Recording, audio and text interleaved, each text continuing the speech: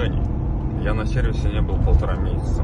Вроде бы как бы смог работу настроить удаленно.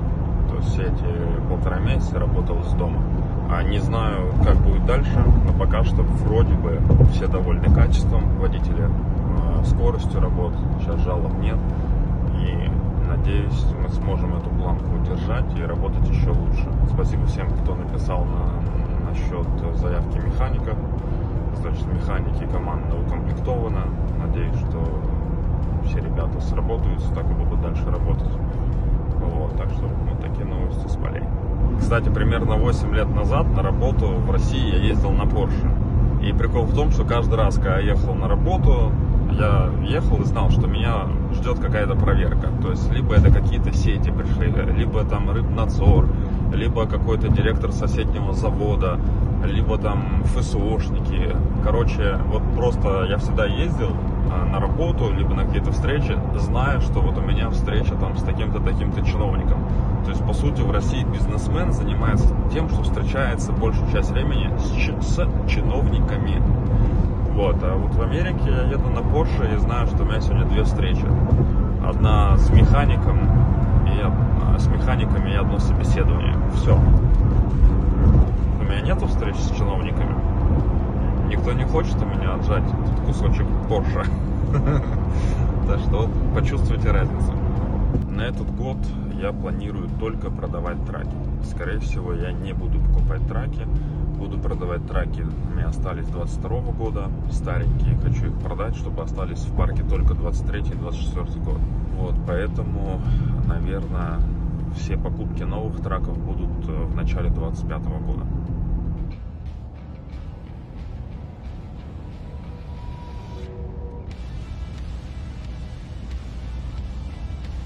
Полгода машину не мыл, сэкономил денег на мойке. Все грязные. Полгода не ездил на Панамере, последний раз ездил зимой на ней в Бостон. Хотите идею для бизнеса? Значит, в Америке есть много где бесплатных зарядок для электрических машин. Есть программы, чуть птичку не сбил, есть программы, которые позволяют заряжать машину бесплатно. Покупаешь Теслу в лизинг. Model 3 сейчас в лизинг в Америке $300 в месяц стоит. Ставишь туда машинки эти, асики, что там, я не разбираюсь. И ездишь на бесплатные зарядки. Как вам идея?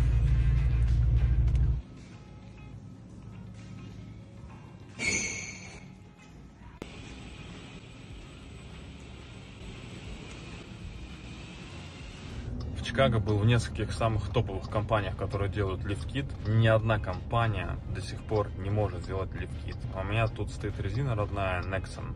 Вообще ебаная резина, свистит на поворотах, плохо держит джип на дороге. В общем, сегодня я плюнул и пошел поставил резину Michelin Defender LTX 2. Defender 2 LTX. В общем, хорошая резина, проехал уже, наверное, миль 50, довольно. Сейчас еду ставить черные буковки и черный флаг на машину. Ставлю мишку. Ребята в Чикаго лифтуют джипы, но Wagoneer не лифтует. Никто не хочет браться за эту машину. Пока что не вышла еще эта система подвески.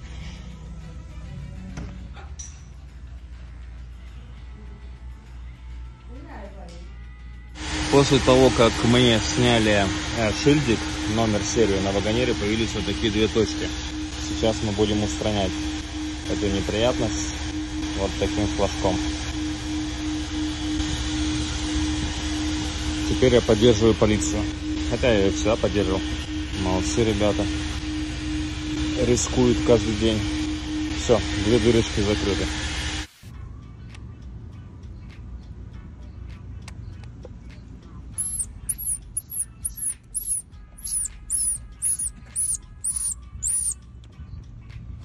Ребят, в Хадшате есть сезонность бизнеса. Осенью начинается сезон и идет до самого Нового года. Выходит 25-й модельный год, плюс люди хотят купить себе машинку до Нового года, какую-нибудь семью, поэтому у нас начинается сезон. Если вы хотите заработать денег, приходите, есть еще до Нового года 3,5 месяца, чтобы заработать бабла.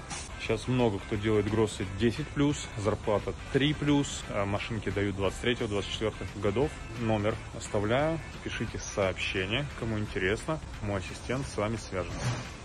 Из приятных изменений. У нас теперь масло вот в такой бочке. Сюда приезжает большая-большая цистерна, забирает отработку, и другая цистерна привозит свежее масло. Официально Shell Retail 5/40. Теперь эта машина называется Дров. Значок отвалился, можно название менять. Вот так Ford, вот так Дров. Под значком стикер. А есть время точное, когда эту машину собрали. 21:46 и даже секунды, 36 секунд. Клиент попросил починить трак. Не заводится. Трак был на штрафстоянке. Вот отметка. И первый раз вижу такой ушатанный трак. Смотрите, на дворнике резинка оторвана. Какая-то дырка в капоте, зеркало разбито, в салоне бардак. Просто бардак. Стекла нет здесь, стойка убитая, фанера вся потрескалась, колесо ржавое и не совсем правильное. Резина вертолетная, кривые подкрылки, тут все вшатано тоже. Зеркало какое-то модифицированное. Вот тут дырка это оказалось непонятно. Бампер сажен. Короче, первый раз вижу такой классный трак. Когда Артем ушел, трак забрали на штрафстоянку. Вот стикер. И он стоял там, и потом оттуда его вытащили. А вот это бывает потому, что вовремя не меняют резину. Вот так ездить категорически нельзя, что уже корт видно. Evolution 8 либо 9 поколения 2006 года. Он такой стоит около 30-очки. Внешне четко выглядит.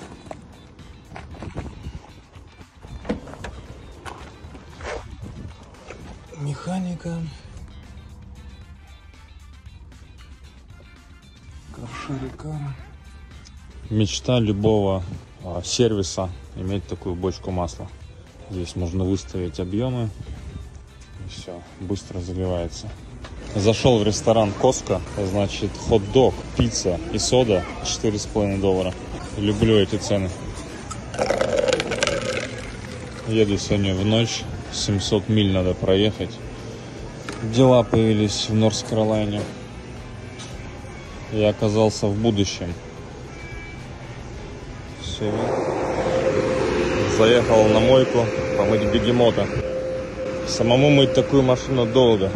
Проще дать ребятам, они за 15 минут помоют все.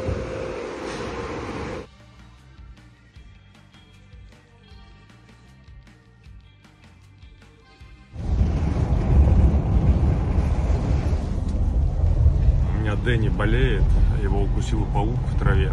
Оказывается, в Иллинойсе есть 3 вида пауков, которые кусают собак. И укусил в нос, там все у него распухло, ходили в больницу, дали там препараты разные, 2 недели лечения. Но, слава богу, все хорошо, но было аж прямо такие укусы до крови. То есть такие волдыри. Да, Дань? Сколько по Америке ездил, но вот первый раз удалось заехать на заправку, эту большую. 120 бензоколонок. Вы представляете?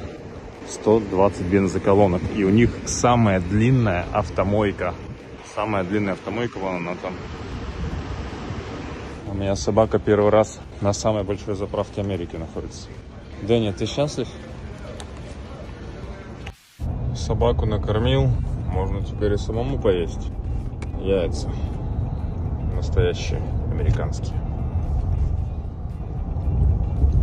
Без желтка. Чтобы купить новый трак, можно это сделать онлайн. Чтобы продать старый трак, надо ехать к покупателю. Поэтому я сегодня еду 730 миль в одну сторону и потом 730 миль обратно домой. Продаю старый трак. Первый раз замечаю, как на известных компаниях, крупных перевозчиков, нету номеров на технике. Едет без номеров. Через полчаса увижусь с покупателем трака. Продаю КС-9. Кстати, вот эти горы, это где-то здесь проходит тропа Апалачи. Вон там вверху.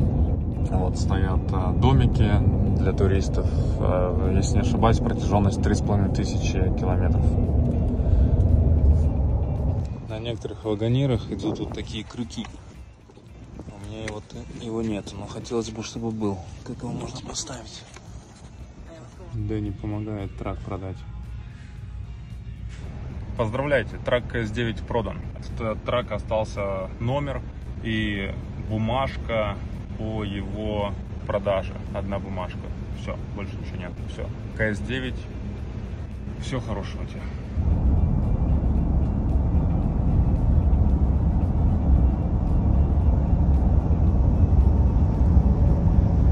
Третья заправка на моем пути. То есть я уже еду в сторону дома. А дом у меня сейчас в Чикаго. И третья заправка. Каждая заправка примерно по $80. То есть 160. И вот третий раз сейчас заливаю 240. И должно хватить до дома. На улице нереальная жара. Пей, Дэйв. Я еду, не жалею, педаль газа. Полный бак вот сейчас заправил, 522 мили показывает. Если аккуратненько ехать, он и 600 миль проедет. Может, не проедет, не знаю.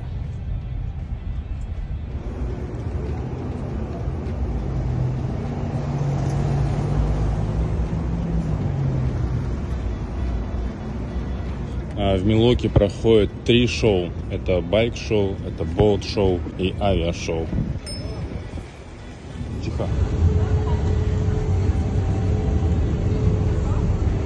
Гараж для лодок.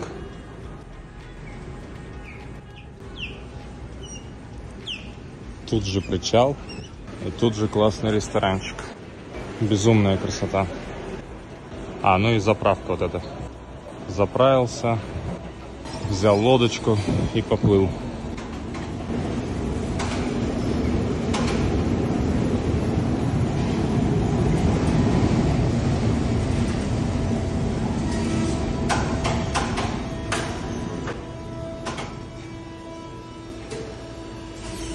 Класс.